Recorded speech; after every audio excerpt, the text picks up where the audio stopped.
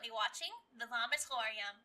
You can support the show at www.streamlabs.com/Vomitorium Live. Enjoy the show!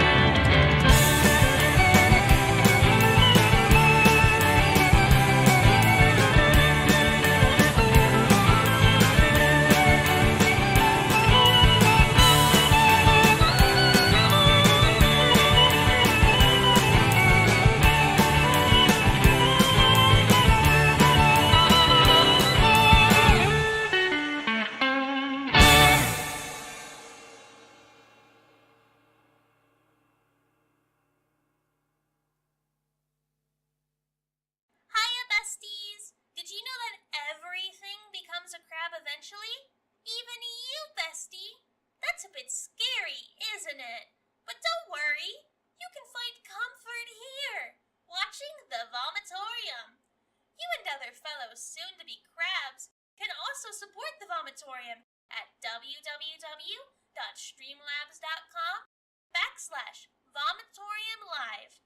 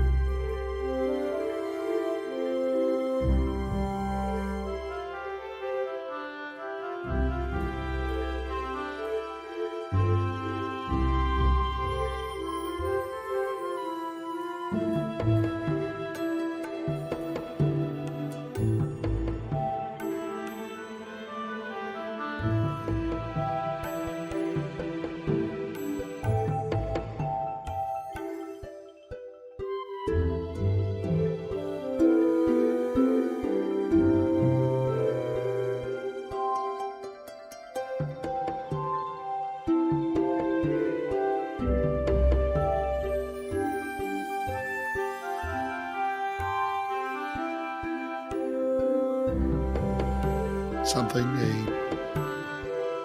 Perhaps, maybe considering they kind of, the first one was supposed to be like a reimagining of the original Legend of Zelda. Yeah. At least I think that's what they were going for. Maybe this will be kind of a reimagining of Adventure of Link. Yeah, I was hoping so. Because like in the beginning, it shows Zelda like asleep, right? Like she is in Adventure of Link. And maybe when you collect the 7 tears, it opens up a final temple that's similar to the ending of Adventure of Link. Maybe. Fight the Thunderbird and Dark Link. All I know is at least they came up with a better title. Breath of the Wild 2, the tentative title, is a horrible name for a game, given that it doesn't follow the naming conventions of any other Zelda game. I mean, even Zelda 2 was called The Adventure of Link. It wasn't called The Legend of Zelda 2. Yeah. Well, they called it Zelda 2. Yeah, literally just Zelda 2. They didn't even have the Legend of in there. It was Zelda 2, The Adventure of Link. So it didn't even have the one-to-one naming convention. Right. So it would have been really weird if they called it Breath of the Wild 2. Yeah. But also, So, I like the dungeon idea. One of the reasons why I thought they were going up in the first place is they probably think we made this map, but we didn't leave anywhere for dungeons. Where are we going to put them? I know, the sky. Yeah.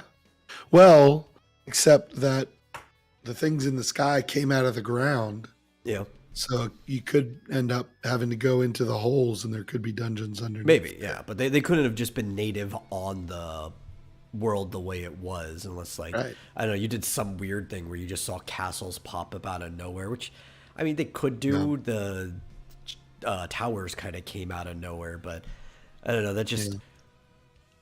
Every time you do stuff like that, you complicate your world even more, and then you have to justify ways from do that. If these things were deep in the ground from the beginning, it's a lot easier to explain to people. Yeah. It's interesting. But we'll talk about it when we watch the 30-second long teaser. Damn it, give more. That was the least interesting part of the entire direct to me, honestly. Yeah. But yeah, anyway. Welcome to the Vomitorium, everyone. As always, I am your host, The Metal, and joining me is my co-host, Marsupial Gamer. How you doing today? Fine. Good. Good and fine. Great, in fact. Great. Excellent. Superb, even. Yeah. How are you? I'm doing. Actually slept okay for the first time in a while, but aside from that, I was up really, really late finishing a commission, so it's like, Oh, I have news. Oh. From the world of anime. If I What we can got? remember the website. Shoot, go ahead. Jogging. I'll find it. Will you now? Yes. Eventually. I don't know if I believe you. You have to prove it wrong. Now I don't know how to pronounce this. Metrotham Khan. Metrotham. That sounds like So? a mix between Metropolis and Gotham. Yeah, I guess so. Yeah. I guess that's what it is. Metrotham Khan in Chattanooga, Tennessee. That's a weird place to have a con, but okay. Has officially invited Vic Mignogna to be a guest. Oh, cool. Nice to see them they get received invited places that aren't just Anime Matsuri. Yeah, they received a bunch of blowback, and they don't care. They're still inviting him. Well, I don't know if you can receive any more blowback than your name being Metrotham Khan, so... Yeah. Yeah, really. I think I feel like it's in the spring. Trying to find. Yeah, it's. Oh, wow. May 12th to the 14th. So right around my birthday. I don't know if I'm going to go, actually. Well, I guess I will. Speaking of birthdays, so. today is the life ceremony of former co-host, the kid, my brother. So happy birthday to him out there. Happy birthday. Yeah, Jonathan Frakes is going to be there, Kevin Sorbo, and Edward Furlong from Terminator 2. Is that the bad guy? No, that's the kid. The kid, okay. I'm trying to remember, like, I don't know who that is by name. Yeah, he's the John Connor from Terminator 2. Like, I knew the other two people you mentioned. Mm-hmm. And then some other voice actors and Vic Mignogna. I love Frakes, especially, Yeah. what was it, Beyond Belief, Fact or Fiction? That was a good show. Yeah. There's a lot of memes from that. Yeah. I remember watching that show when it was on TV. When the memes Oh, yeah, started I coming, think I was I've like, I seen know that. That's one of those shows you watch and like, we can't afford cable. PBS is on, though. Yeah. Was that on PBS? It was on some public access station that I used to watch like after school, in between when my dad would illegally hook up the cable to our house. Yeah. So, yeah, so I don't know. If I'm still here, I'll go. If I'm not, I'll probably go anyway. I'll have to fly. If I'm in Arizona, ironically, Yeah. I'd have to fly. Yeah, I didn't even realize Metrotham Con. Metrotham. Yep. It was funny because they announced Vic Mignogna on their Facebook page, and they got a ton of, hateful comments. So they deleted the announcement, and I think just to get people to shut up about it. But then they put him up on their guest page, so Yeah. still going. So, yeah. That's all I have. Which honestly made me think. Have you ever thought about the fact that you would weigh slightly more in the DC universe, or at least on their Earth? Yeah, because their Earth has to be bigger than ours. It would be marginal. You probably wouldn't even notice the difference, but it would have to be bigger, more massive, because every place that exists in the real world exists there. But then they also have like cities and places that don't exist that also have to be on their Earth, which means there has to be more Earth than ours, right? So like New York City still exists, and so does Washington D.C. and stuff. They show these sometimes, but also so does like Gotham and Metropolis and all that stuff. And it's like there's Central all City. of these Central City and stuff like all these places exist. Maybe there's fewer small towns or something. Maybe, I don't know. Well, I mean, we know there has to be at least some small towns though. So how many fewer small towns are there for all these big cities to exist? Well, I always thought that Gotham City was like either It's supposed to Detroit, be Chicago, or Chicago, or and like Metropolis is supposed to be Philadelphia. New York. But Yeah. also they will talk about these other places as if they exist. Oh, Yeah. but like in the movie, at least Batman v Superman, Metropolis and Gotham City are like across the bay from each other. I know which is ridiculous. And sometimes they they're treat not- each other like they are too. Yeah, they're not supposed to be that close. Which also Gotham's not just Chicago. It's both. It's kind of like a mixture of the worst parts of Chicago and New York. I thought it was like Detroit. Well, I mean, after a town gets so bad, you really can't tell the difference between them. Yeah, Yeah. but yeah, But Gotham City is not on a coast. And one of the reasons is it's supposed to be the bad side of Chicago. That's why there's like a lot of political stuff that happens in Gotham. Like a lot of politicians and stuff come there, which they come from Chicago. But it ended up kind of being a mixture between Chicago and New York in many ways. Why Metropolis also became very, very New Yorky, and that's because the early day of comics, all the people working on these books lived in New York, so they couldn't help but imprint the town they knew onto the city they were building. Yeah. Oh my! Somehow my microphone got turned down. All right. Well, you want to talk about the farming sim direct, as it says on the screen here? Yeah. Yeah. Oh, is that what you changed it? Did you change it? It literally says on the screen, farming sim direct. Yeah. Oh, there we go. All right. Well, I guess I'll play it. Yeah. We'll see what we see. Expand this stuff. Here we go. So yeah, there's going to be some talking, and I've got it muted, of course. But yeah, what did it start with here? Let's Something. See. Oh, this was Fire Emblem. Fire Emblem. Oh, right? Yeah. So it's kind of like a lot of people were saying it was like Fire Emblem Heroes, but if it wasn't a gacha game, and I'm like, I can kind of see that, but more so. It was Fire Emblem Persona, right? Or what was that one game that they made? That Tokyo game that was kind of like a mix between Fire Emblem and like Shin Megami Tensei. But basically, like, you collect these rings for the main characters, and it allows them to kind of like summon the heroes of old as icons and kind of like a partner system.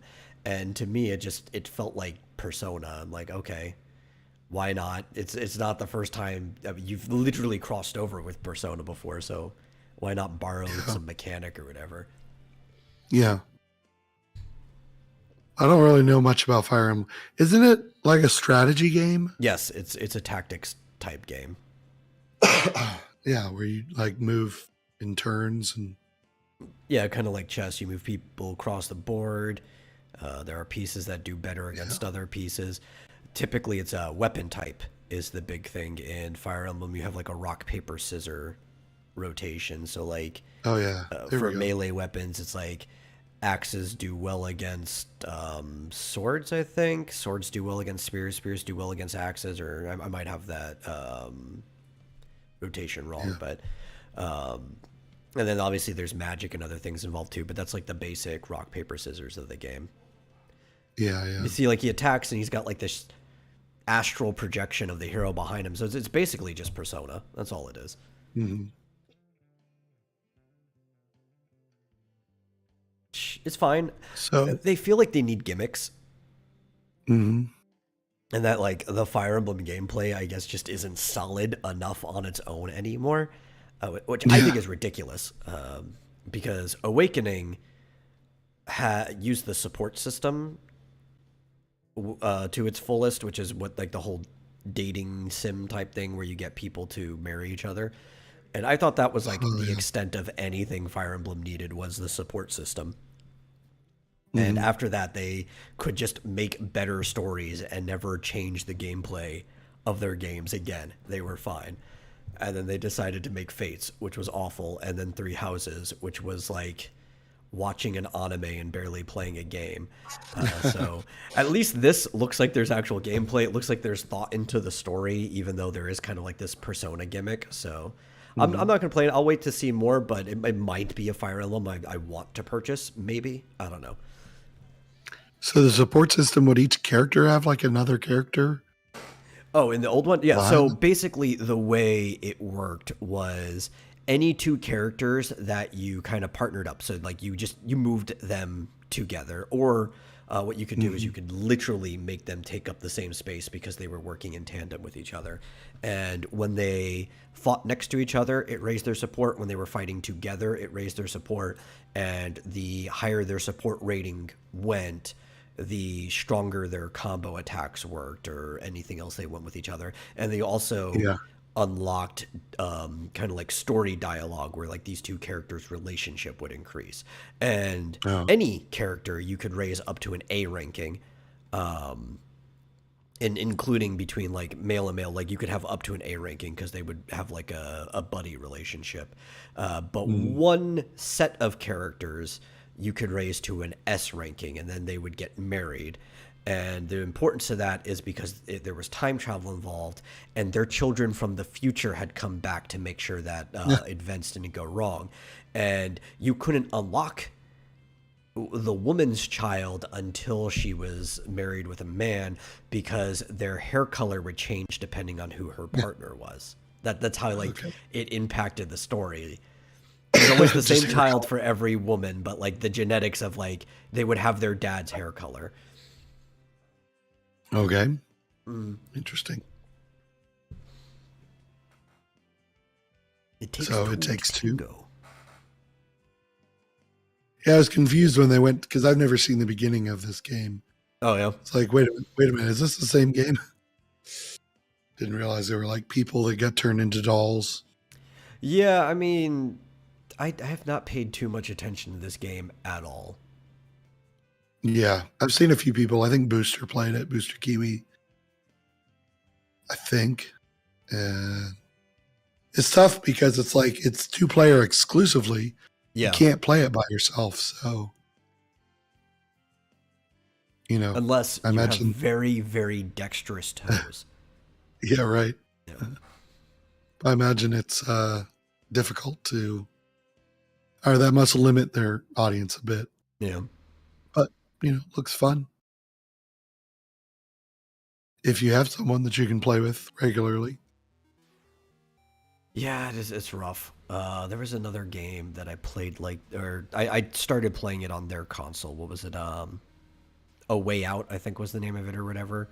It was the prison one where you were like the two people trying to bust out of prison together. Yeah. That's another one that's like rough. But I think that one is programmed that there's a computer that you can play it with. Yeah. Yeah. I mean, Same you can't with, play multiplayer. Army of Two was another one that was Yeah. supposed to be a 2-player exclusive, but they made an AI to do it with because a lot of people were complaining. Yeah. Like, that's the reason I never played Triforce Heroes or whatever it was called. Yeah, because you needed 3 people, and the AI sucked. Well, yeah.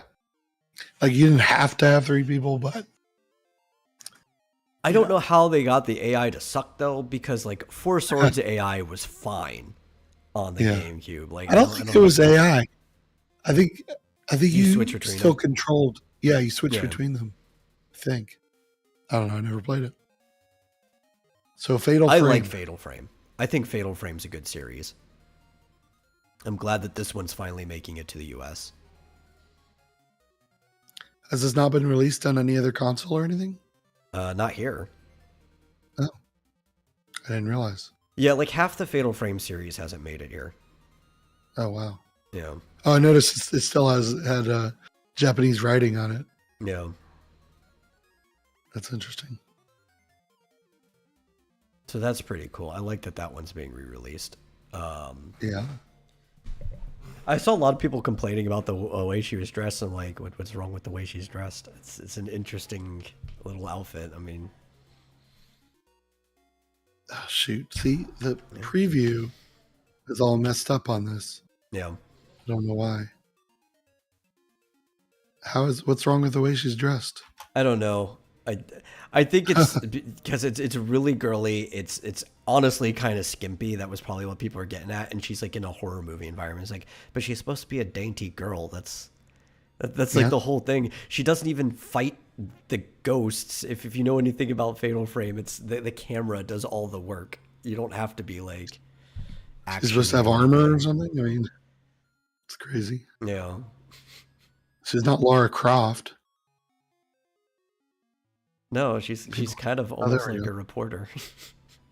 Yeah. Well, people complain about the weirdest stuff. I think it looks fine. They do. It's kind of hot. That's probably the problem. Yeah.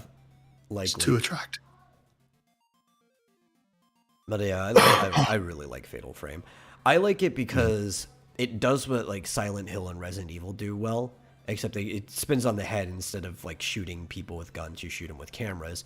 But it's a horror game where you have agency, yet it still manages to be scary. You know, and I like that. I don't like games where they kind of like take your agency away. It's like, oh no, all I can do is walk away really fast from this thing chasing me. Yeah. Well, this is whatchamacallit? Cringe 3. Blade. Yeah. Xenoblade, is that what it's called? Yeah. I don't know. Cringe? I could never get into Xenoblade. I tried the first one. I couldn't stand Shulk's voice. I got into X a little bit, but like, I don't know. There's just something about it. I feel like maybe I would even be fine with it if it was like an anime and I was watching the Japanese dub of it, so I wouldn't have to hear some of the weird voice casting. But it's like, it's a JRPG, but it just doesn't feel JRPG enough for me. It looks a lot like, it reminds me of Genshin Impact. Yeah. The characters. It was weird is I've liked other games from the same director. Because he names all of the stuff he works on Xeno something. They're kind of like in a pseudo shared universe, but they also can't be because of licensing reasons. So he used to make a game called Xeno Saga as well, which was pretty good. It was mostly cutscenes, and that might have been why it was fine, because it was basically like watching an anime. I think when we were playing 3 on the first disc, for every 3 hours of playing the game, there was like 20 minutes of gameplay. It was kind of ridiculous. But in between, it was just like classic turn-based RPG with 3D models just running around hitting each other when you gave them orders. And I was enjoying it. And even like what was it they were called? But the weapons, right? Because all the weapons are like robotic girls that look like normal girls, but they're robots. Cosmos was like the main character, and she's even reappeared in the Xenoblade Chronicles series as well, because that's kind of just like his favorite unit to put back in. And it's like, so I assume the story's got to be mostly the same, but I can't stand like the voices, whoever's directing them. I don't even think it's the voice actors. I really just think it's whoever's directing them for the English dub.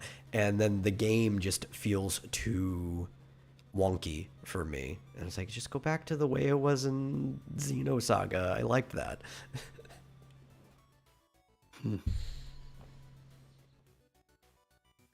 Yeah, I've never played it. Looks weird. Yeah. I mean, it looks like there's like turn-based battles or something. Yeah. Or... It's trying to be a turn-based RPG, but it's also trying to like keep the pace up and trying to make it feel like a quick time sequence at the same time. Like, you notice how like all your options are basically on the screen at all times. Yeah. Weird. Yeah. That's just one I don't have time to get into. Oh yeah, because they're long games too. So it's like if you're gonna get into them, you're really gonna get into them. Yeah, really. New SpongeBob game. Yeah, I don't know. It's really weird that Patrick is kind of just like flying around as like this little fairy. I don't know. Oh yeah, what happened to him? I literally don't know. Is this supposed to be like the Mario Odyssey of SpongeBob games?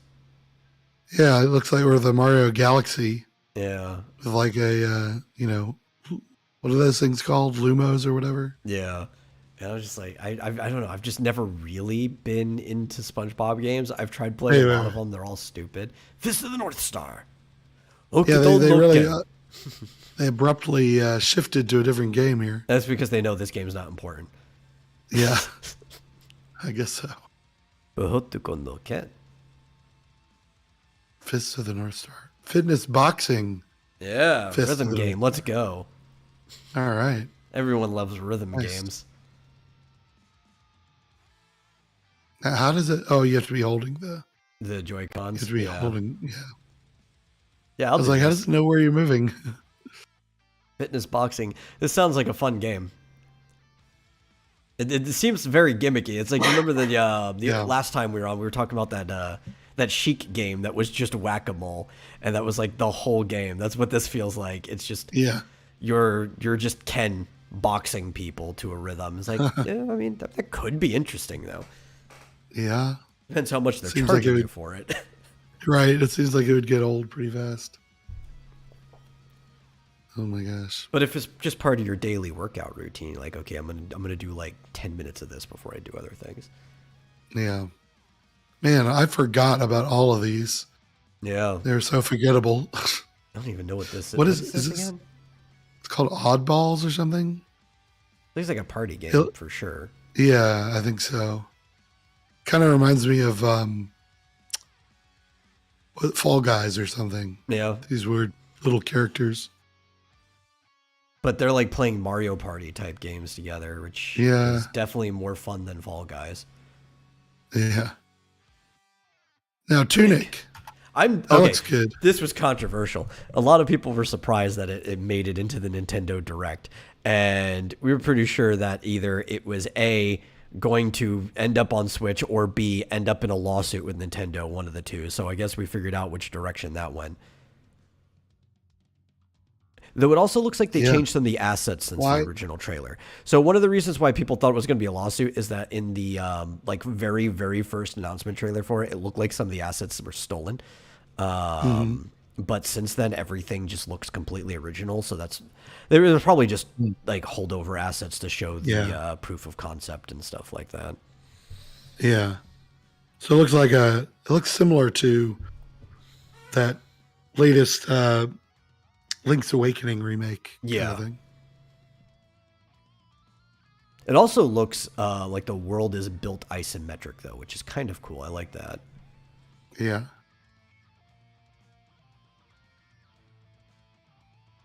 But yeah, it's sort of a Zelda clone, but you know, nothing wrong with that. No, absolutely nothing wrong. Because the problem is Zelda. Like, you can't copyright or trademark mechanics as long as people can figure out how to do it on their own. All you can do is copyright and trademark assets. So as long as everything's original, people are perfectly fine. Yeah. So yeah, I thought that game looked neat. I'm surprised it was coming to Switch. So wait, what was the controversy? Was there just because people were complaining about the reused assets? Yeah, I think it looked like assets were being reused in the very first trailer for it. But I mean, if they're not in the finished one, it doesn't matter. You know? Right. Yeah, so there's like 3 Front Mission remakes coming. Yeah, like Front all Mission at 1, once, 2, and pretty 3. much. Well, like one after the other, I guess. Front Mission is pretty good though, so I can understand. I get why people want it. It's a tactics like game, but with mechs. It's very similar to like Advance War, but obviously different graphic. Yeah, it looks cool. Yeah, reminds me of that. It looks really good, like the reshading and modeling and stuff. It actually looks like they built it from the ground up, because this looks way better than the original version. Yeah, there's another game I can't remember off the top of my head. There's another game it reminds me of, but I can't think of it. Into the Breach reminds me of Into the Breach. Oh, hey, I didn't even realize Chad Middleton was here. Oh yeah, I said hi. My chat's broken. That's why. So I have to look at the actual preview of the stream. My embedded chat on OBS didn't pop up this time. Yeah. And now the first of the farming sims. Was there more than like 2? I don't remember. Yeah, there were. I guess we're gonna find out. Well, because we've got this game, Story of Seasons. Story of Seasons, right? A Wonderful Life. There was also Fae Farm was one of them. Oh, okay. Harvestella was on there too. There's a few. This looks a lot like Runeblade 5, actually. Rune Factory is also there. Or Rune Factory. Because there's the remake to 3. Yeah. This looks a lot like Rune Factory 5. Well, it might Sort of. also be that Story of Seasons is the official overhead game category for the Harvest Moon family of games. Okay. So that there might be a good reason why it looks a lot like Rune Factory. Now, Chad says Nintendo Online Japan gets Harvest Moon N64 game. Oh, that better come over here eventually. I like the Yeah. 64 Harvest Moon. I think the PlayStation of the same era was better, but I like the 64 Harvest Moon.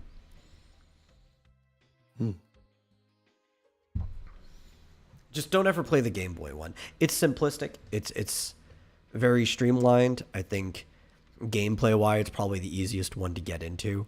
But Yeah. there are only 4 songs in the whole fucking game. It's one for each season, jeez. and you just hear it over and over and over. Oh no. That sucks. So I never played this one. Yeah. Wonderful Life. Play later ones. Like all Pioneers of Olive Town. Yeah, I think Pioneers of Olive Town is the one that most people have played for Stories of Seasons. Yeah. I have Trio of Towns. Might be pirated. But I think I have it on the 3DS. Is that what that was on? Yeah. Yeah. Yeah, I definitely have it. I think there pirated. was at least 2 Story of Seasons that were on 3DS. Yeah. So Splatfest, gear, grub, or fun? What would you bring to a deserted island? Well, which one? Probably gear. I'm pretty good at like figuring out what to forage and stuff like that. Yeah. If I That's what I was need gonna to, I say. can catch fish with my bare hand. It's hard, but I can do it. Yeah. But gear necessary. Striking a fire, shelter. There's a tent in the back. I would definitely like that. If I might be there long term, I want to start preserving food. So digging a refrigerator and salting meat is probably a good idea. And gear. That's what I was gonna pick. So I'll be Team Purple, starting September 23rd. So unfortunately I was out of town Yeah. when the first one I came was along, too. when the preview. Yeah. So I didn't get to play it at all. So I'm really curious how this worked out with the 3 team, Yeah. arenas. Well, yeah. So it does seem like the initial the Japanese made it seem like they were going to be back to back, and if you come into it late, it is technically back to back. But it's basically one big session where everybody's fighting around. So you're just going to be 2 teams fighting normally, but you don't know which of the 2 other sides you'll be up against, right? Like if you're purple, you might be up against orange this match. You might be against green next match. You might be up against green again, back to back. You don't know until that session is over. So that'll be like the first half of the entire Splatfest, right? And then there'll be another section, like once a team is far enough in the lead, that's when you go into the 3-person one, and the team that's in the lead, almost like a pity round, will be trying to defend their lead. Oh, interesting. So is that so it's for 48 hours. So is it like the first 24 hours? I is think one so. way and, Yeah. Like I didn't get to experience it, but from watching people, that's what it looked like. yeah. So yeah, for Chad, should've. it sounds to me, if Metal's right, that the first 24 hours will be sort of the standard 1-on-1, or 4-on-4, 2-team matches. Yeah. And then the second day will be the 3-team matches. Yeah, where the it's 2-4-2. Yeah, 2-4-2.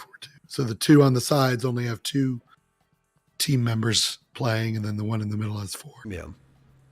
And honestly, the sad part is where I had excellent internet. I didn't bring my Switch because I thought I was gonna be on Shitternet the whole weekend that was gone. I was like, dang, I could have participated. Yeah. See, I was traveling. I was literally on a plane. I guess I probably could have played on the airport Wi-Fi, but Just a little bit, yeah. yeah, I didn't. But I have the game now. I will try to play. Yeah. For this Also, Splatfest. which one is purple team? Is that the chick I like? Oh, I don't know. Um, Maybe. are they just going to keep See what giving her all of previews- the correct options, and I'm just going to be on her team anyway? Yeah. Yeah, okay, Shiver. Yeah. Shiver. There you go. They're just going to keep giving her the correct options. This is the right character right here. Yeah, obviously. Should always pick purple. Yeah. Chad says his Wi-Fi went off when the demo went live. Oh no! This character is gonna break my heart eventually. They're gonna have like some dumb thing involving mayonnaise, and she's gonna be on the mayo team. I just know. Yeah. They did do that before. It's like what's her face in Stardew, Leia. It's the only person I've never bothered. Like I usually pick Abigail, but I have gone through and I've tried to romance the other ones, except her. I never will because she just doesn't like pizza. I'm like, I'm sorry, we can't be together. You shouldn't like pizza. Yeah. There we go. There we go. Now we're getting somewhere. Octopath. Yeah. Yeah, so Octopath Traveler 2. So, I didn't stay up to watch this because I honestly didn't think there was going to be anything good in the direct. I thought, we're just going to cover it later. Yeah. And boy, was I wrong. But I saw earlier before the direct happened, before I went to bed, Yeah. that it was the 3rd anniversary of Octopath, and that in their 3rd anniversary thing, they were hinting at Octopath Traveler 2. I didn't know that later that same day we were actually going to see a trailer for Octopath Traveler 2 in the direct. Yeah. That's awesome. Oh, I like this. Yeah, I saw you this posted nice that, and I was assets. like, yeah. I saw you posted that, and I was like, wait, but they did. Like, why are you posting this? So, I have Octopath Traveler 1 downloaded to my Steam Deck, Yeah. but I haven't played it yet. Yeah, but I think I posted that at like way early in the morning before the actual direct had come off. So if you saw it after the direct happened, it would like be weird time wise, but Yeah. yeah. Oh my. This Hunter looks already great. seems way less annoying than Haunted though, so that's already a better good. cast in that regard. Yeah, this takes place like in a completely different era. Yeah, Right. there's like steam engines. I saw trains and stuff like that. Chad I hope there's says- an entire chapter that just takes place on a train. Those are always my favorite chapters in RPGs, like in Paper Mario. Oh yeah, I like the scene in Final Fantasy VI where they're on the ghost train or whatever. Chad says Dragon Quest mobile game Adventures of Die. I've played Coming to Adventures of Die. Switch. The game sucks. Oh, okay. Yeah. It was I think if we're talking about the same one, Adventures of Die, it was an auto runner basically to a degree, but it was like an RPG where you have 3 lanes and you have like 3 people and you can even put them in the same lane as each other, but you run at waves, right? And you'll stop when you hit an enemy and you fight it, and then you clear the wave and you keep going. And the strategy is basically to be like maneuvering your people and having the right composition to make it through the whole thing without dying. It's okay. It's not that good of a game. If it comes for free because it's a mobile game with in-game purchases, that's fine, especially if you can link your account and continue. Maybe I would do it that way. But I dropped the game. It just wasn't that fun. Yeah. Oh man, there's a big Dragon Quest fan account called Solstice on Twitter, who is just going off today about the fact that we're not getting Dragon Quest X in the West. He or she, I guess he goes by James. I guess it's a he. Was just he was like, why the fuck are we not getting Dragon Quest X in the West? It's ridiculous. There is we did see that there was English code in the leak, so even if it's not going to release here, you can just import it because your consoles are not region locked, and you can just set it to English and play the game when offline comes out. Interesting. Oh really? You can just set it to English? if there's English in the game, which is what the leak said, then you can just set it to English. Now there won't be English voice acting, obviously, if they're not going to do a world release. But if there are English subtitles, because there's a lot of English speaking people that live in Japan. Yeah. That English subtitles are usually an option in most games. And that's what a lot of people don't understand is even if a game doesn't get localized, you just have to check and see if the game has English as a language option. It'll only ever be subs and your menus will be in English. But given that games aren't region locked, it is an option. Interesting. Where's Skyrim Anniversary Edition? On the Switch? We only got one edition. Yeah. Oh, well. So, Farming Simulator number 2. A magical home awaits. This is Fae Farm, I'm pretty sure, right? Yeah. Yeah. By Phoenix Labs. Now, this was actually the funny thing, too. I posted this one. This is by the same people who made Dauntless, which is the kind of like free-to-play Monster Hunter-like game that a lot of people were playing. That I believe was made in the Unreal Engine and specifically used a lot of the same assets that they gave available for Fortnite, because a lot of people were even calling it like, oh, this is the Fortnite of Monster Hunters in a way back then, because everybody was playing it. It was cross-platform, so you could play with people on PlayStation and PC and Xbox. And this is the only other game that this company has made so far, aside from Dauntless. I never had any interest in Dauntless. This game looks kind of fun, though. But it also very much just looks like a Rune Factory game. Or almost, some people were trying to say this was going to fill their hole for fantasy life, which I guess I could kind of see that. Not quite as much, though. It definitely looks way more like a Rune Factory game than anything. Hey, there's fishing and apparently some adventure involved, some fighting. Yeah. And could be similar to Fantasy Life. Looks neat to me. I don't like the faces. I don't either. Really weird looking. But luckily, at this angle, you do not have to see the faces most of the time. Yeah, they look cute from this angle, but when you see the faces, like, oh, yeah, can I just play this like Legend of Zelda top-down look the entire time? I'm fine with that. Yeah, exactly. No cutscenes, damn it. This game actually looks like it would be a better game if it was pixelated.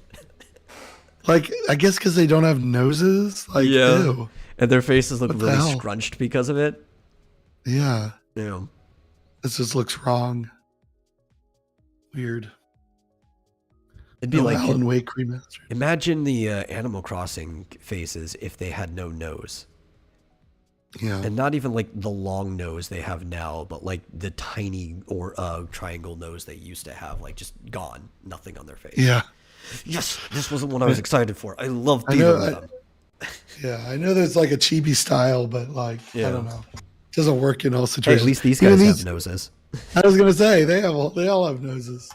I like this style. So it's very weird, the style they use for theater rhythm, and well, this is the I guess Dissidia style when they're not doing like the full sized CG. A lot of like Dissidia, Opera Omnium also uses the theater rhythm style, and it's kind of like the old manual drawings, like you know how they would have like little drawings that look the same as the sprites, but they would be like that color palette and stuff. Yeah, but they're like stretched out taller than the actual sprites are, and I don't know.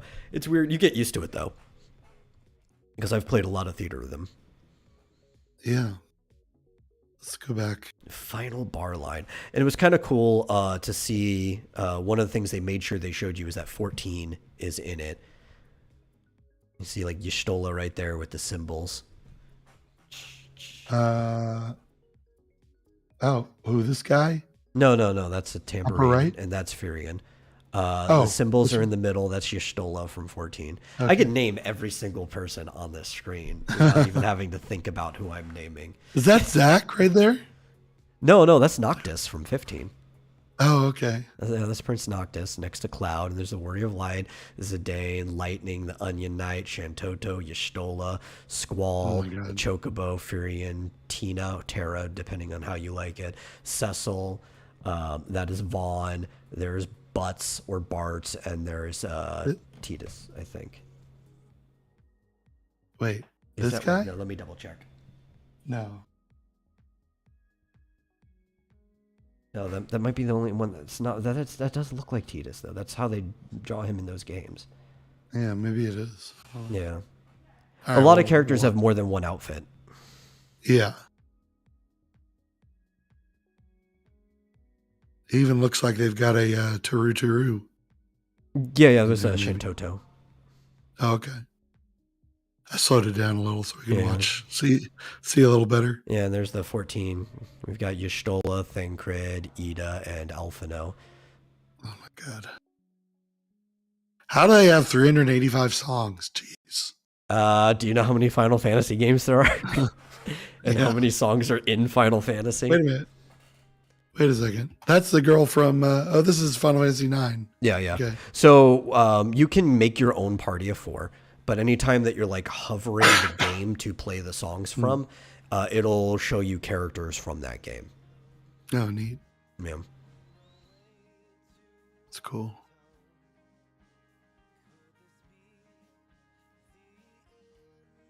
Yeah, so like even though they went in there, you can see that they have like a mixture of stuff. I also like so Alpha and Moogle look like they're playable too, which is kind of cool. Yeah. Oh, there's 13. There's Yep. Snow. Yep. Snow, Hope, Lightning, Vanille. Yeah. I think there's more because didn't they go into some of the DLC or am I? Oh, they didn't talk about what's in the DLC, just that there's going to be, which makes sense. There's tons of DLC for the 3DS there's Saga like series. Right. Yeah, they did talk about the DLC. Oh, okay, cool.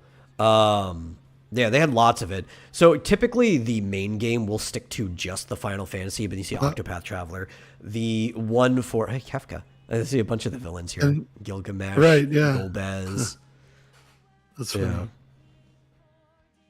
I think those are just outfits. No, I mean you can unlock the villains as characters too. Oh, really? Yeah. Huh. Because cool. Theater Rhythm kind of has like a Dissidia theme to it.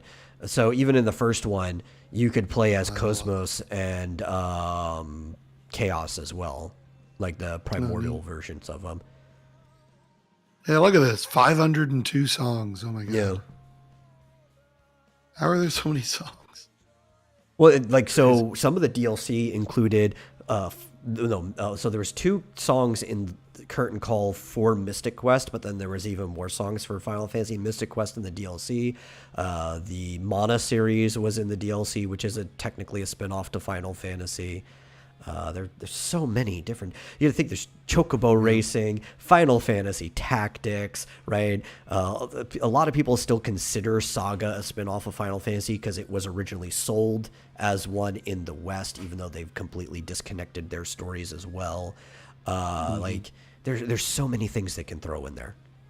The soundtrack to Final Fantasy 13 alone was 4 discs.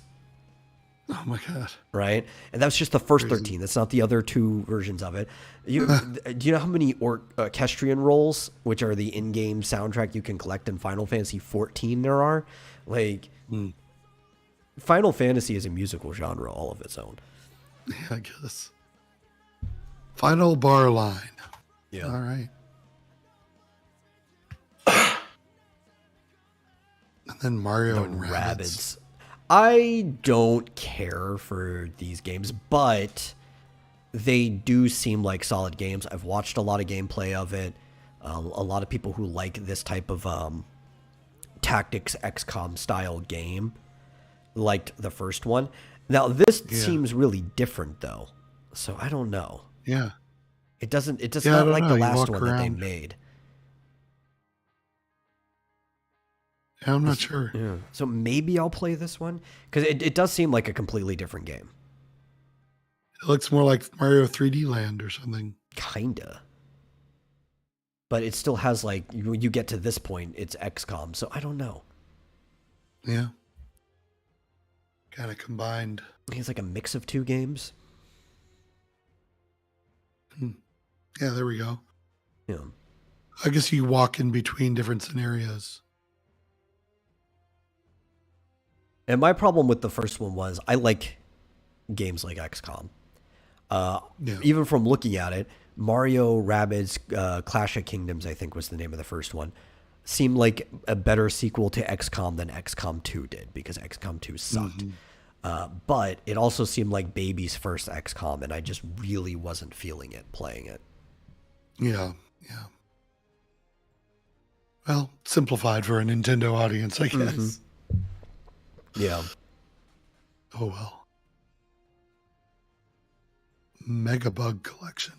I also, they're way better in this game than they were, but I still have a hatred of the Rabbids, and the game just could not warm me up to them whatsoever. Especially the fact that Rabbids nearly single-handedly ruined Rayman as a franchise for years. Oh my god. Almost killed it. How much? Oh my gosh. We got to... You ready for another farming sim? Is that... Oh, Rune Factory 3. So why 3? Was that like the most popular one? I think so. Yeah. Interesting. I know. I couldn't get into Rune Factory. The first one was all right. Like I tried getting into it.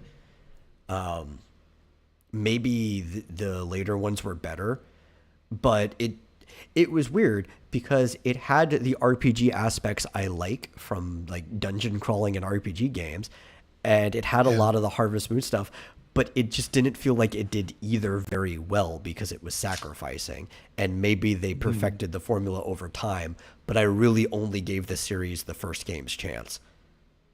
Yeah. Well, I only have 5. Somebody's walking outside my window. Weird. But, should wave high. Seems good. Got a buck. Yeah, what the hell? Don't know what that's all about. But Rune Factory 5 is available on the Switch right now. Nice. And it seems like they're continuing to develop Rune Factory. So people who've been waiting for that series to continue, they finally got what they want. Yeah. Mario Party. So a lot of party games. I love the OG Mario Party. I like 2. 3 is my favorite. Yeah. Which right here. All 3 of Daisy was introduced. She's on the screen right there as one of the computers. Love Pokemon Stadium. I used to play way too much of that. Pokemon cannot be transferred to these games. That's the worst part. So the cool part about Pokemon Stadium was being able to play your... Yeah, it said at the bottom of the screen, Pokemon cannot be transferred to these games. Oh, man.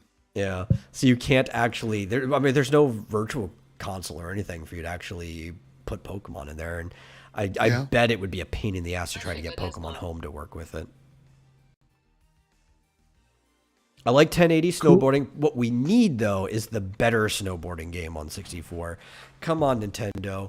Work with Atlas. Get me Snowboard Kids and Snowboard Kids 2 specifically. Okay? Oh, damn. I'll actually call your N64 emulator, your shitty N64 emulator good if you get me Snowboard Kids 2. Yeah. Yeah, I never played Pokemon Stadium either. My brother's been playing a lot of Pokemon Puzzle League. He didn't even know it was on there, so like he got up to get like a snack or something, and I sat down and I put the game on and then left the room. He's like, "Who put this on? I didn't know this was on here." And then he's just been playing it, trying to. So this is where again.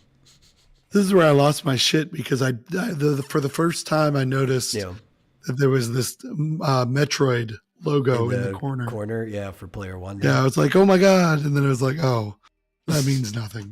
No, it's absolutely nothing. I know. I was so confused, disappointed. It's like, why is there a Metroid logo? Yeah, no, that's just the player's icon. Yeah. Yeah. Especially given the fact that you see these virtual console borders here, the Switch Online border. Yeah. So apparently, this is actually, if you want to pause it real quick, Goldeneye.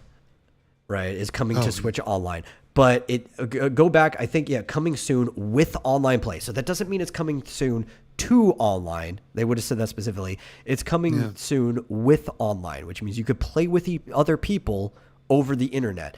So Microsoft is also releasing GoldenEye, like this same type of remaster. But they've said that the Xbox Gold Pass or Game Pass, whatever it is, the Xbox Game Pass version is not going to feature online play. Yeah.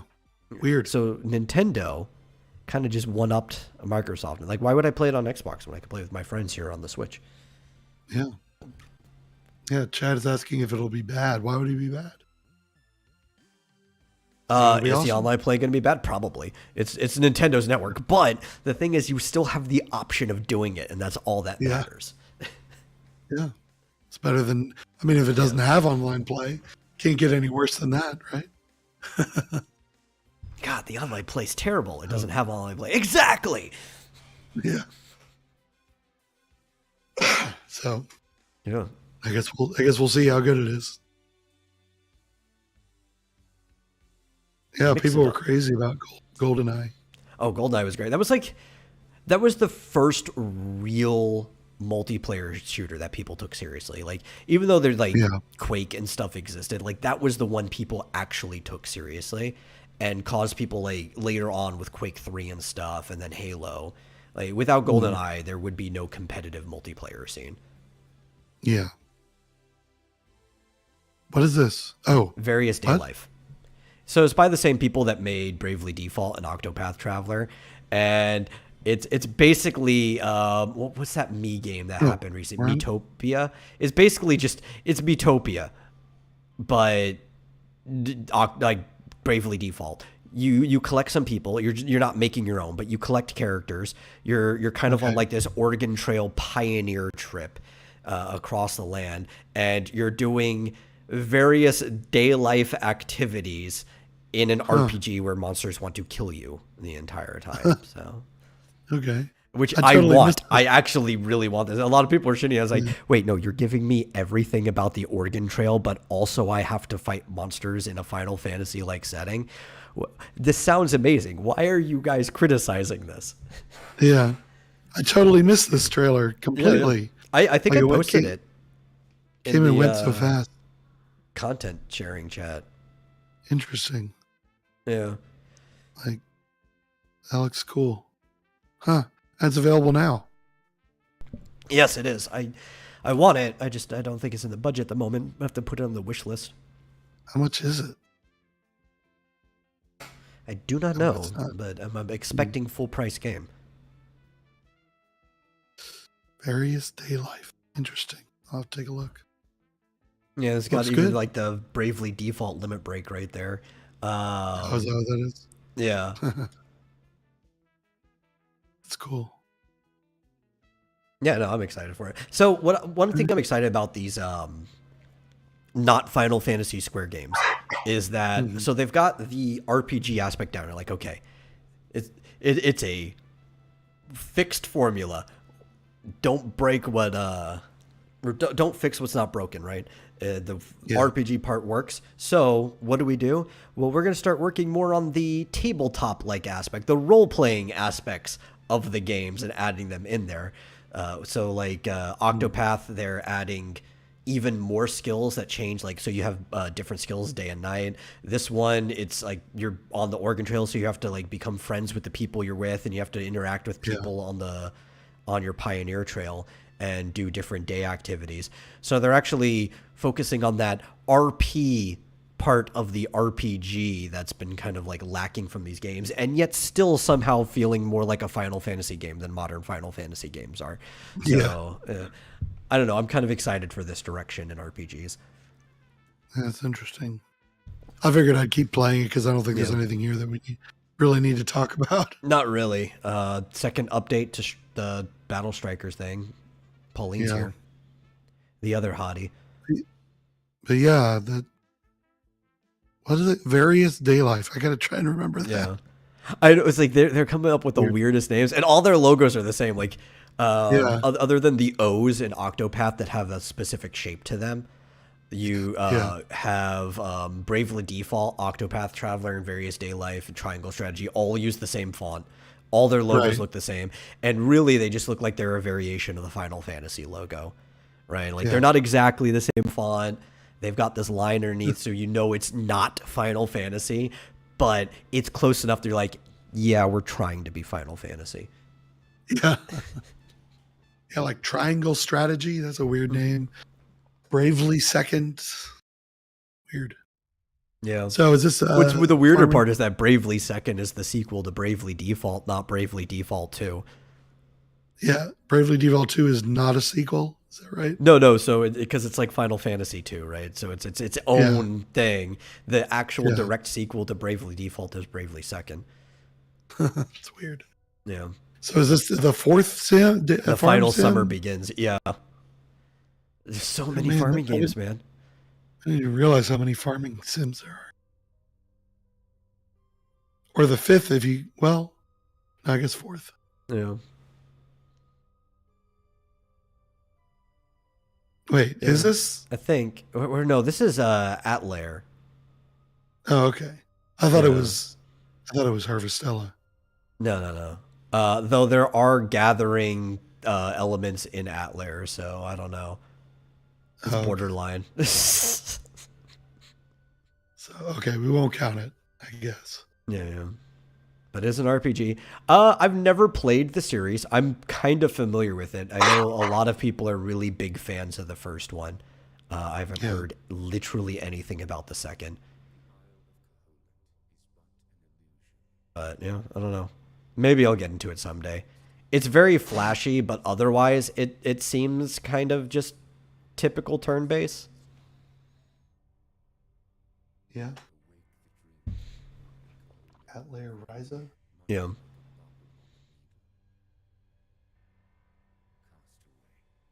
Wave 3 of the booster course. Oh yeah. I forgot to retweet Vomitorium. Oh yeah, I don't think I ever did either. We just started talking, I forgot. Oh well, we've got our. It's almost Oh, that over was now, Genshin. Yeah, everything looks like Genshin Impact now. Doesn't it? Seems like a lot of I these guess, RPGs. but also like Genshin Impact already looked like a bunch of things on the market before it. Yeah, yeah. It's like the most popular one that looks like that. Yeah. Anything that They've kind been of has the playing anime. a lot of Mario Kart in the other room. Oh, really? Yeah. Yeah. I think there's 8 new courses in this wave, so they only showed like 2. I don't know, I guess. I haven't really been paying attention. Yeah, I'm not. I got my copy stolen, and I'm not going to rebuy it. It's not good enough to buy it twice. Golf, though. Yeah. Golf, on the other hand. Golf. I don't know. There's Yeah. not much to say about it. It's golf. I did really enjoy the Wii Sports Golf. Yeah. And they're kind of doing the whole like, okay, everybody's just gonna play at the same time thing. Yeah. That's kind of cool. Like, can the balls hit each other? I guess they I can. don't know. Like maybe. I think you can in the Mario Golf where everybody can play together. What's the sprinting one where they run to their balls? Yeah. Yeah. Oh my god, look how gray Miyamoto's getting. Yeah, but he's like 80, isn't he? He's been In the doing this for a 70s? long time. Looks great. Oh no, he looks great for his age. It's just like it's starting to get to you. Like, man, I can't. Like, you start to think about how long he's been at this gaming thing. You're like, yeah, it makes sense that he's that gray. Yeah. I remember doing a report on Miyamoto back in like school because we had to do like a report on somebody you look up to, like a hero, a real life person, and everybody was doing like all these different historical figures and stuff like that. I'm like, I'm gonna do one on Shigeru Miyamoto. And I Yeah. went digging into like everything. I made this huge display and stuff. And like, why did you do this report on a guy who made video games? It's like, it's not just a guy who made video games. He's a guy who innovated the video game industry. You don't understand. Yeah. He's profoundly impactful on society, frankly. So yeah, In fact, Pikmin he was Bloom, actually blah, one of blah, the blah. ones who saved the video game industry after No the kidding. crash, right? So like, if it wasn't for him, it may not be like the giant, colossal, bigger than film and music industry for entertainment that it is today. Yeah.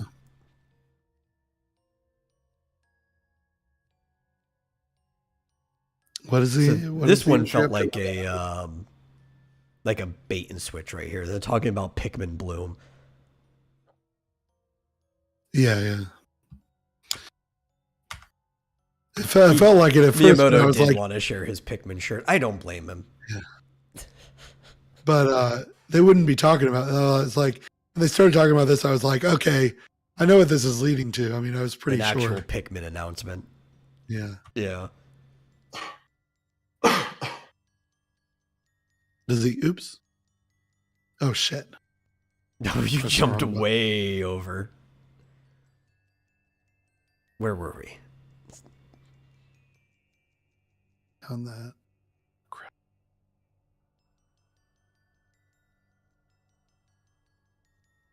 Yeah. was about here. So also, Pikmin Bloom, which a lot of us make fun of it. I think the bigger thing is a game like this is really good in Japan, Yeah. right? Yeah. Like it's a lot better in Japan than it is here. Yeah. So this is exciting. I Yeah. love Pikmin 3. I really love Pikmin 3. I couldn't get into 1 and 2. 3 is unbelievable. I've played through that game so many times. I really like the first one. Oh, yeah. The first Pikmin, though, is, at least the first time you play it, it's kind of a stress simulator. Because at first it doesn't feel like that, but then the days are ticking by and you're like, oh, shit, I don't have all the pieces yet. I know, right? Yeah. 3 is like so easy. They made it so easy. If you just play through the regular game, it's like you'll never run out. Now, if you were paying attention, he was not wearing that shirt before they switched the announcement. He switched into the shirt to show off while, or I mean, they obviously pre-recorded this, but like just to do this part right here, he switched into that shirt. Yeah. Yeah. Yeah, I was watching earlier when he said that. I was like, he's not wearing a Pikmin shirt. What are you talking about, Chad? Dandori. Thought he was going to announce it in the Mario movie. I don't blame him. That's a pretty good shirt. Where the flower makes the hole for the I bee. like it. Yeah. I like it a lot. Can't wait for Pikmin 4. So excited. Very, very. Yeah, yeah. How the hell? How the hell is like another dance game? Because pop songs keep coming out and people like Just Dance in games like it. So like you're never gonna run out of the ability to make games like this. And they couldn't just keep adding songs to the whole I mean, game. Just Dance was so popular that it kept the Wii running up into 2020. I know. I know. The last one was released like 2 years ago. For the Wii. It's crazy. Oh, it wasn't the last one. They made a 2021 and 2022. They make one every single year. On the Wii? No, the last one on the Wii, but that wasn't the last Just Dance. Yeah, no, I meant the last one on the Wii. Yeah, it was the very last Wii game was 2020. Yeah. But yeah, no, Just Dance comes out every year, though. People, that's the weird thing, too, right? Like, you think you only need to make one per console now that we can just drop DLC. Yeah. But I think it's such an uber casual game that the audience who buys it may not even understand that you can update things with DLC, or probably would feel like they're getting ripped off even if they spent the same exact amount of money to get those songs as DLC, right? Like if you just gave them a song pack for $60 that was worth what you would have sold in the next game, they would probably still feel like they're just getting ripped off. So it's probably easier for them to tell to their uber casual audience to just make a new game every single year. It's the same as like Madden NFL games. Sort of, but I think Like the they Just could- Dance audience is even more casual and less of gamers Yeah. than Madden players are. Yeah. Yeah. Here we go. This is number 4, right? Yes. Farming Sim Harvestella. number 4. Man, so many farming sims. I love the aesthetic too. Yeah. This game also made by the same people who made Various Day Life and Bravely Default. Mm-hmm. They're kind of What just do you know? growing their brand of not Final Fantasy games. Yeah. It looks just like Genshin Impact. Yeah. I wonder if they're also the same people who are making Field Chronicles. Because like the models and stuff look the same. And like, hey, we're gonna take the idea of our Final Fantasy like games and we're just gonna go into every possible genre and see which one sticks. So this one, it did say demo available later today. Yes, So. I already have it downloaded. Yeah. So check it out if you have a Switch. That's coming right up, November 4th. Now, obviously, all of these are under Square, but it's the specific smaller ones. We've got our Bayonetta, which, I mean, I've already seen everything I need to see of Bayonetta to be like, okay, I'm probably going to buy Bayonetta. Yeah. Well, and 1 and 2 are already on the Switch. Yeah. I actually don't own 2. I should get it. I should probably just get 1 and 2 at the same time on the Switch. I have 1 on Steam. That's how I played it, but like, yeah. Well, it looks cool. I don't know if it's my kind of game. I mean, yeah. I would say this is probably my favorite design for Bayonetta, though. I know a lot of people were complaining about it at first, but this is probably my favorite one. She looks awesome, I think. I like this dude. Yeah, Luca. He looks like a sadly, journalist, though, right? he reminds me of Arden from Final Fantasy 15, and I don't like that. I like his design. I just don't like that he reminds me of that. Yeah, this looks crazy. Did you see new DLCs coming out for Paradise? What's it called? The Final Fantasy Origins game? Oh, yeah. Stranger of Paradise? Yeah, no, we talked about that, or we didn't talk. We did? tweeted about it or whatever with the Gilgamesh. Yeah. It's all part of the Trials of the Bahamut thing, right? So we have you fight Bahamut, you fight the Warrior of Light, and they just showed that Gilgamesh is going to be one of them. Yeah. Which is, I don't even know if he's supposed to be part of the trial or not, and not just doing actual Gilgamesh things, because the actual story of Gilgamesh is that when he went to go help them, right, he fell into the void, or into the rift, and now he's like traveling between all the different Final Fantasy realms. So every time you see Gilgamesh, it's the same Gilgamesh in between that and his final fight where he rematches Bart. He's just trying to get stronger. And then March kills him. It's a tragic end for Gilgamesh, but a fitting one. Yeah. Dark fantasy mystery. What is this? I don't know. It seems cool though. It's got like this almost like noir feeling to it. Yeah, a little bit steampunk or something. I don't know. Detective story. Very anime. Raincoat? Master Detective Archives.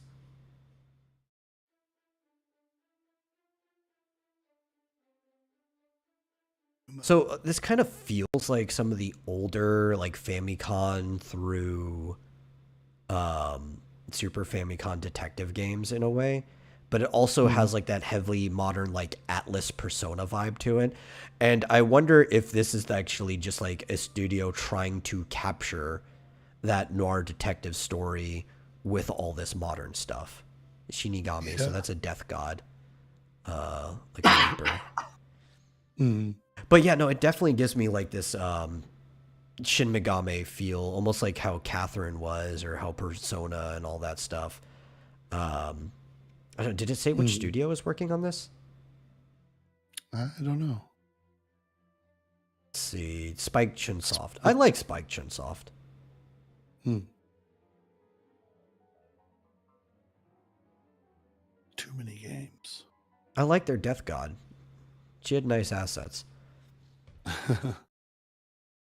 This would be great if it weren't Cloud. Oh, yeah. I don't give a shit about these Resident Evil Village or any Resident Evil Cloud shit that they're adding in. Fuck Cloud. Yeah. I don't understand how they can keep releasing because, like, I've tried Cloud. I've tried it on the Switch. I've tried it on the PlayStation 5. Yeah. It sucks. My internet is 500 megabit. It still sucks. And the reason it sucks is because it's not even emulation or whatever. It's basically they have a full running version of the machines over somewhere playing the game and then having to stream it like you're doing the crossplay or whatever. I don't know. Doesn't work. Oh, actually, here's a good question. What if that's the real reason there's a PlayStation 5 shortage is because they actually just have a warehouse of running PlayStation 5 machines for cloud gameplay? Yeah, I guess. Crazy. But I mean, if they can run it on PlayStation, why can't I just download it? I don't know. I don't get it. Because it won't run on the Switch. I don't know. Oh, I see. You're playing it on the PlayStation 5 through a Switch. Through the Switch? Yeah. The Switch is just a controller and a screen. I'm pretty sure that's how it's working. Yeah. Sifu. Yeah, Sifu I is don't. Chinese for wise master. I think I pressed Or a button wise again. teacher. I heard about Sifu. Like, this isn't the first time it's been announced. It seems kind of cool. It definitely has like a fighting game feel to it. Almost reminds me of like a more serious version of God Hand. Now, this one was interesting because this isn't cloud. This is actually on the system. Yeah. And like, they're not coming out with Final Fantasy VII Remake on the Switch, right? Not that I know of, because from what I've heard, it won't run on the Switch, which means that this is less demanding than the actual remake is. Yeah. Yeah. Yeah, I don't understand. This Even really though confused it looks me. like it. They even said it was made in the same. Well, I mean, obviously it's the same engine, but like the same framework and everything. They're just using what was already made for the remake to build this, and then making it work like Crisis Core did. So we still have like the roulette in the top corner, but they said it was changed heavily. I don't know what the changes are. You'd have to actually play it to feel it, maybe. Yeah. So wait, let's go back for a second. So in this game, do you only play as one character? Yeah, pretty much the entire game, and the other characters were involved with the roulette system in the top corner. So maybe that's why it's able to play on the Switch, because Final Fantasy VII Remake, there's like other AI characters. You can switch between them, but they're all fighting at the same time. Maybe that's the difference. Maybe. I don't know. I think also this game in general is just smaller in scope. I mean, the original Crisis Core is much smaller in scope than even the original Final Fantasy VII, even though I think it was a much bigger game because you could just store more by the time you get to the PSP. It was shorter. It takes a lot less time to beat than Final Fantasy VII did. Yeah. I don't know. It's weird that they're only releasing this one. Yeah. I know it can't be a storage issue. It has to be an actual like capacity to run what's going on, because the Switch actually has the best storage capacity out of any console right now with the way it uses flash memory. You can have up to like 2 terabytes of storage for a cartridge if necessary. Yeah. It's like a shoot 'em up. But I like these. Yeah, I'm just wondering like if it's Xevious because and stuff like that. Bullet I hell. wonder if it's yeah. I wonder if that one just doesn't have the AI, Yeah. you know, Endless the other dungeons. characters that the others do. It's interesting. Now this is interesting too, because Sega doesn't really put out games anymore that aren't like Yakuza or Sonic the Hedgehog. But also, this kind of reminds me of Alien Swarm. You ever play Alien Swarm? No. So Alien Swarm was I guess you would call it like a Diablo-like game. But you would play, you and a group of people would each pick a crew member, and you were trying to like get through a ship or whatever to escape or recover something, and you had different tools to fight off a swarm of aliens in this dungeon crawler. And the endless dungeon is definitely, it gives you that Diablo-esque feel, but it's got like this space feeling, and it really reminds me of Alien Swarm, which was a fun game that I used to play with people. So I don't know, I might get this if I can, and I can get other people to play with, because it's the type of game that's only fun with other people. It's multiplayer. I'm assuming so. It doesn't say, but there were multiple people on the thing. It says Nintendo Switch Online membership necessary for online play, so I'm assuming that means you can play with other people. Yeah. That's cool. World of Regeneration. Regeneration. Oh yeah, Tales of Symphonia remastered. I like the Tales of series. They're pretty good RPGs. It looks like Dragon Quest. Yeah. I'm trying to remember how old the first one. I mean, obviously Dragon Quest is much older because it was the first real RPG, or first real JRPG. But when was the first Tales game? They're pretty old. I cannot remember. Tales of Symphonia. Because there's also like Tales of Fantasia. So like they'll have different names at the end, and they'll all just be like Tales of, and it's the same franchise. This one was GameCube. Yeah, I remember when this one came out. 2003. Apparently. Yeah, 20 years later.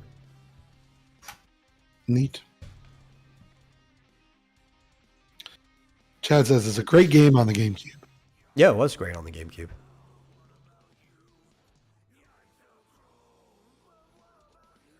I don't care about Life is Strange at all. Did you like it? I think I've heard you talk about Life is Strange a few times. I don't think I played it. No. I've heard you talk about it. Did you watch somebody play it, or? Life is Strange. I don't think, no. I don't know. I don't know why. Either wasn't me or... Maybe it was somebody else. I thought I heard you say something about it. Unless there was a controversy about it. I don't remember. Was it about two lesbians? Is that what it's about? I think there were lesbians in it, yeah. Maybe we talked about it because there was a controversy. It's a Square game, too. Like, man, Square, why are you getting involved in this? This game sucks. I don't know. Romancing Saga. Minstrel Song. Yep. That's on my spreadsheet. It is. Remember my spreadsheet? I think so. My spreadsheet of Saga series. I couldn't keep track of them all. Oh, yeah, no, Saga, it's fucking confusing. I know. I had to make a whole spreadsheet to figure out what the hell, what I missed, what I've played, what I own. I'll have to add that, the remastered one. Fall Guys. I'm just not interested in Fall Guys. My friend rented Tales of Symphonia from Blockbuster, but it only got one disc. Oh no. Sucks. This one was cool too.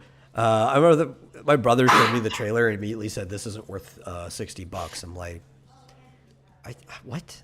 That's a weird thing to say about a game, but okay. Like, if you don't think it's worth $60, don't buy it then. But it looks like a full remaster of the game. The original game was fucking pixelated, so. Was the original on the Wii?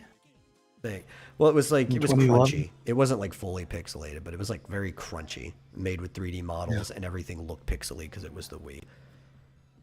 Yeah. That was the problem with a lot of Wii games, right? Like, they were all 3D for the most part, but because of like the weird way a lot of things were processed onto the Wii, they just came out crunchy and pixely in ways that like GameCube and 64 games didn't.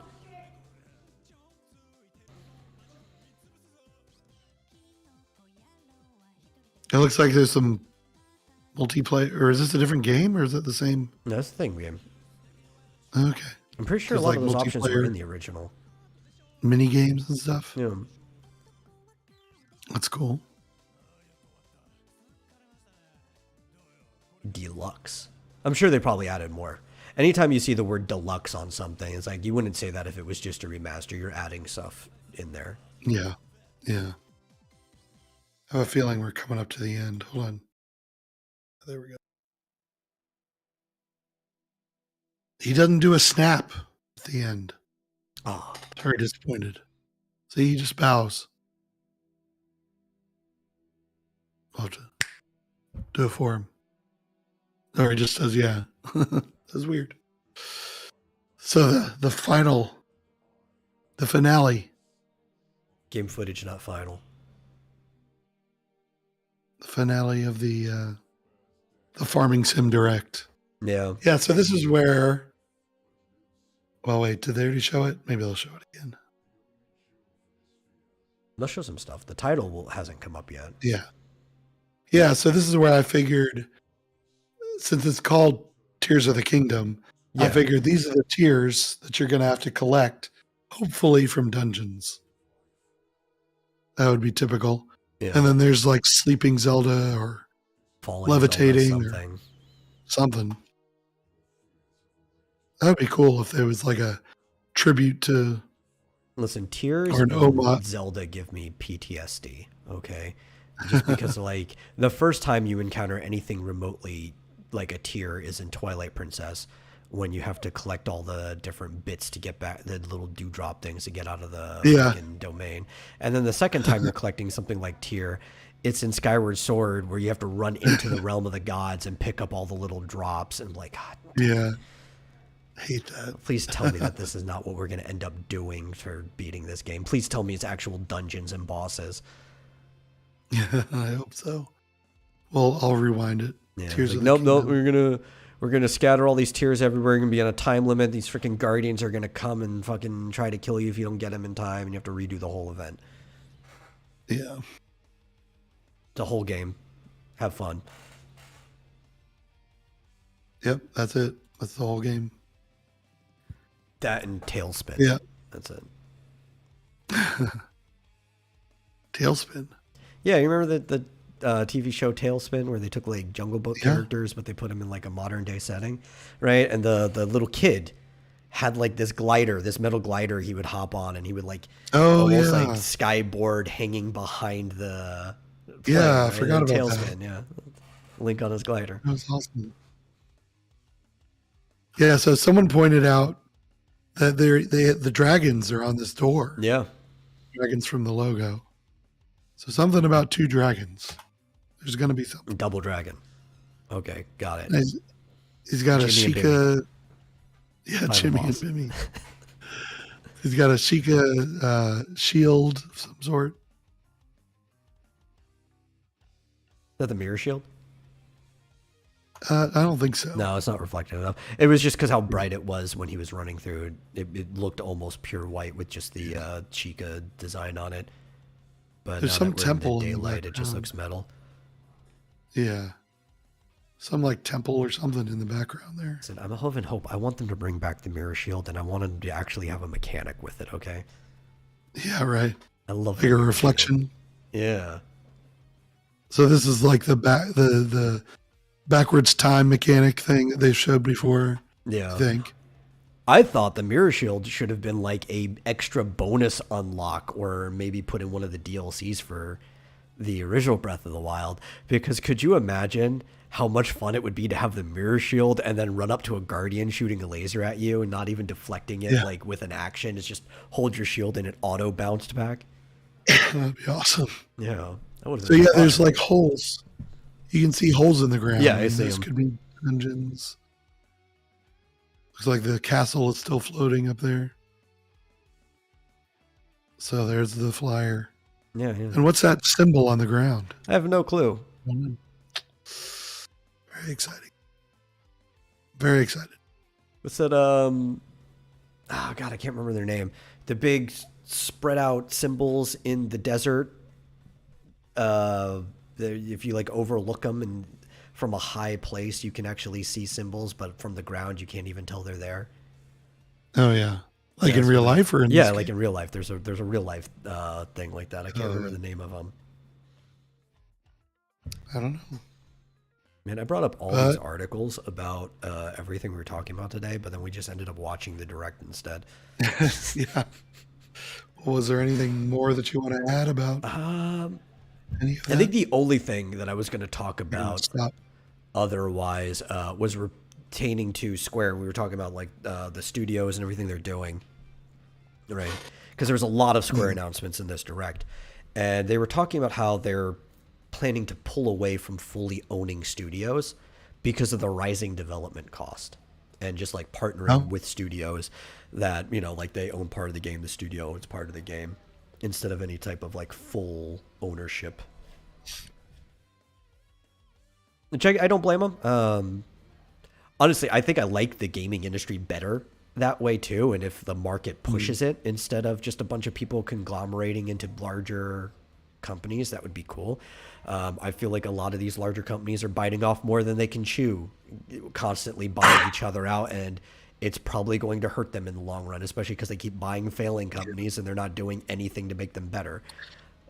And they don't, you know, they have no synergy. Yeah. Between, I mean, they're completely unrelated, but then they seem to like It's impose all That's these. all it is. Yeah, they impose all these corporate policies or whatever procedures on all of these disparate groups all over the place. Yeah. It's like, and Square was like, I doing feel that like- for a while themselves, and they recently started shedding them off, especially as their console games aren't doing that well. There was like a change in the board, and now it seems that they're like getting rid of a lot of their subsidiaries in favor of just like investing and partnering in studios that look to be doing what they want from games, which I think is better. Is like go look for people that are synergizing with what you want, make something with them, and you're not stuck with them long term if something doesn't work out at some point in time. like my company has acquired all these other smaller companies, but they all work together. They all make complementary software that works together. With game studios, there's no reason to like try and bring them all. I don't know. It feels like what Activision did to like ruin companies like Blizzard. Yeah. And, you know. Well, I think like the Japanese rules for acquiring companies in general are usually pretty good about this. Like Nintendo's acquired a couple companies recently, but it's really hard to acquire a Japanese company, and it's even harder for Japanese companies to merge together. And typically you basically, like, they have the idea of the second party that we don't really have here. And you basically have to be a third party who's operating solely as a first part of them for quite a while before they'll approve a merger. Like, yeah, you guys are basically the same company anyway. And at that point, like, well, if they've been working together for this long, then there has to be synergy there, right? Like, that's the whole thing. They're basically already the same company. So those rules are pretty good. I think Japan is pretty smart about that with how they run their business. And if that's the way things were operating here, and Microsoft bought a company that had already just been doing stuff for them for like the last 10 years, you're like, yeah, but I mean, they're already basically the same company. Like, if Microsoft had somehow purchased Bungie without Bungie leaving to go start their own stuff, nobody would have questioned it. Because you're like, you just think of Bungie and Halo, or you used to. Now it's Bungie and Destiny, but back in the day it was just Bungie and Halo, so nobody would have questioned if that had ever happened. But like buying Bethesda out of the blue is like, what does Bethesda and Microsoft even do together? Yeah. Weird. So I think Square's I don't taking think the better route. Bethesda. I wouldn't have thought Bethesda would want to sell. Like, Yeah. Especially with all the Except stuff that they do with PlayStation. yeah. Except that they take their goddamn sweet time with, you know, Everything. everything.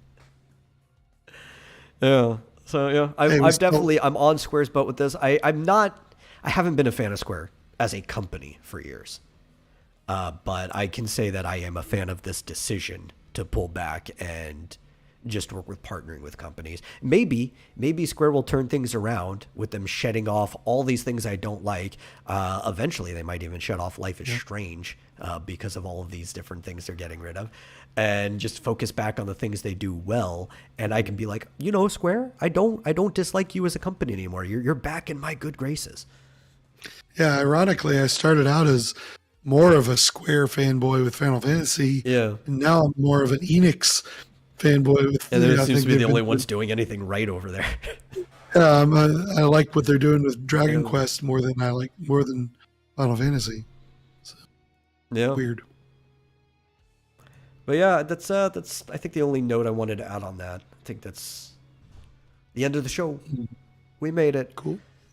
Thank you all for watching, either now or in the future. If you enjoy the show, please share it with somebody else who might enjoy it. The more the merrier. And if you really enjoy the show, consider giving a donation to streamlabs.com/vomitorium live. Really helps us out. We'll see you guys in the next episode. Bye-bye.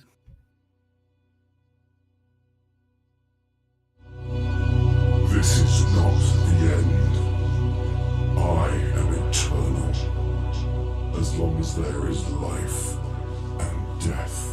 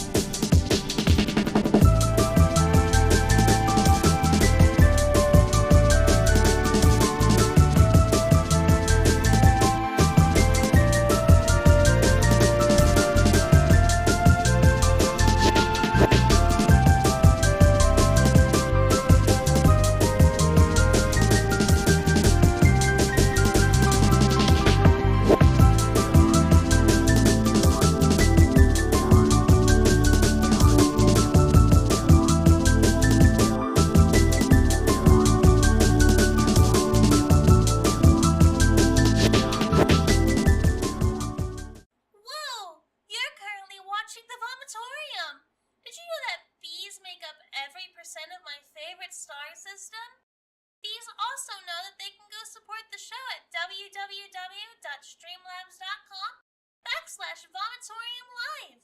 Buzz buzz!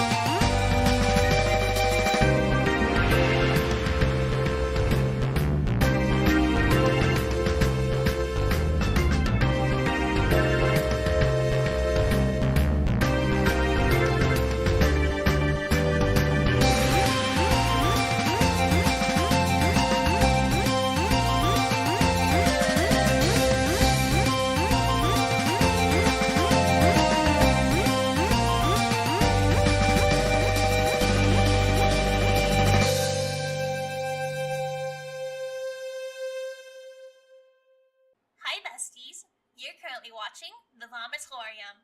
You can support the show at www.streamlabs.com/Vomitorium Live. Enjoy the show!